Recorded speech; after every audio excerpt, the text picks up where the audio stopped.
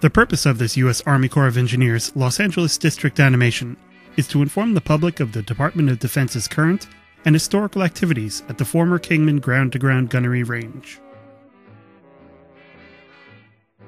The former Kingman Ground-to-Ground Gunnery Range is located on the north side of Kingman, Arizona. The southern boundary of the site overlaps the Kingman city limits and extends for 10 miles to the northeast. The entire gunnery range encompasses an estimated 20,000 acres.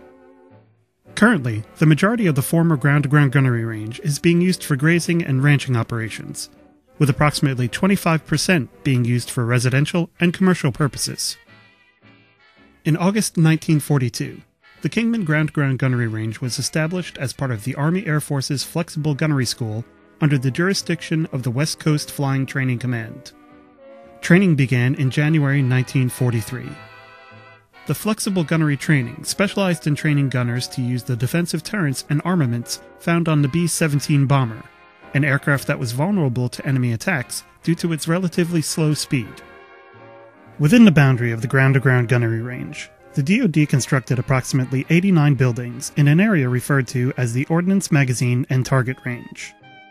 In addition to these facilities, the site consisted of 5 ground-to-ground moving target ranges, 2 .22 caliber moving target ranges with 20 targets per range, 15 skeet ranges, 1 50-trap moving base range, a shotgun turret range, a 300-yard rifle range, and 2 malfunction ranges.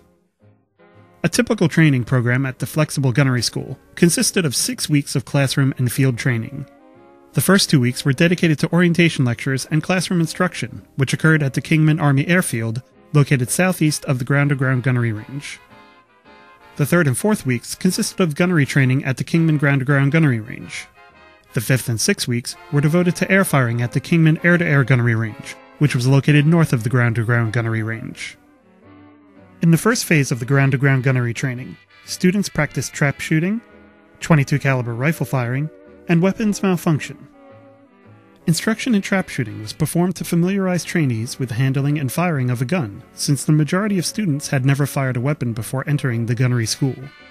Familiarization with and the firing of .22 caliber rifles occurred on 2 ranges, each with 20 targets.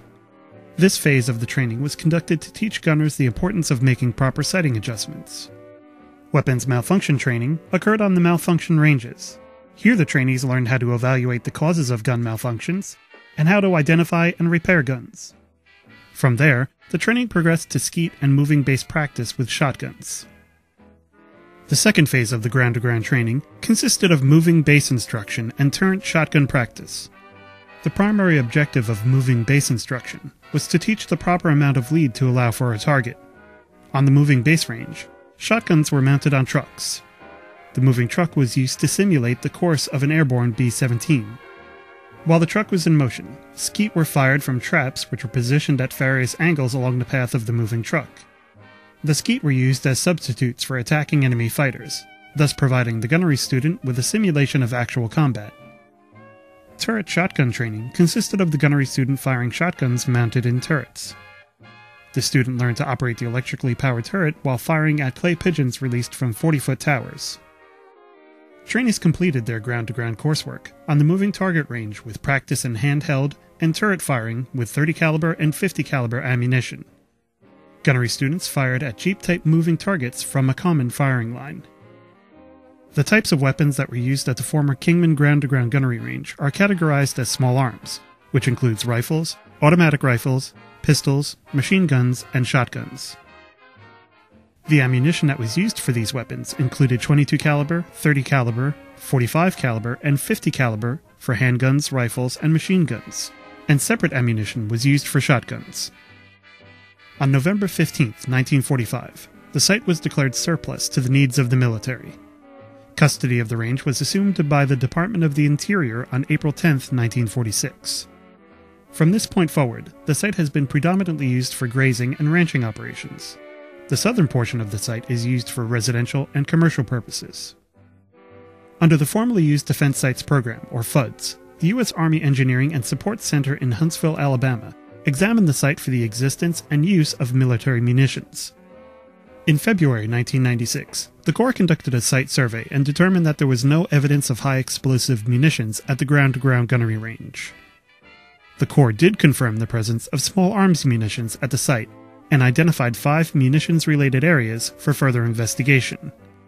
The 5 munition-related areas include 2 former malfunction ranges, the 15 skeet ranges, the moving base range, and the range complex.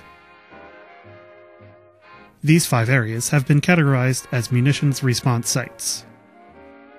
In November 2004, the 5 MRSs were assigned a RAC score of 5. RAC scores are assigned on a scale from 1 to 5, with 1 being the most hazardous.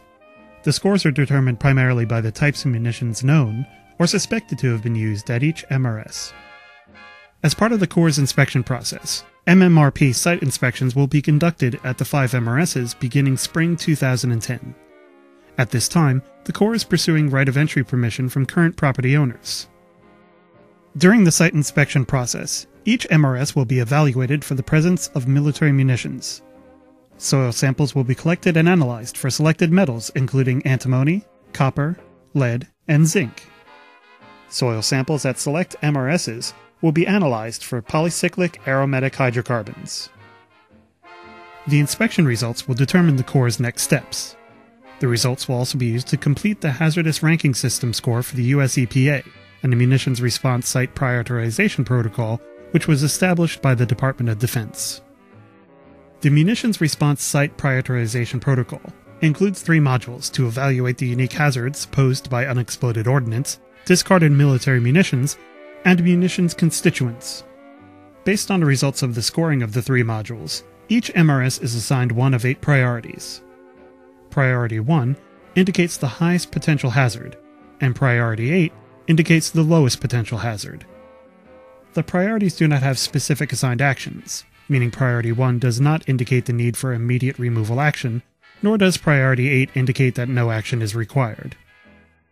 To communicate the inspection results and to establish a two-way dialogue with the local stakeholders, the Corps has initiated a public involvement program.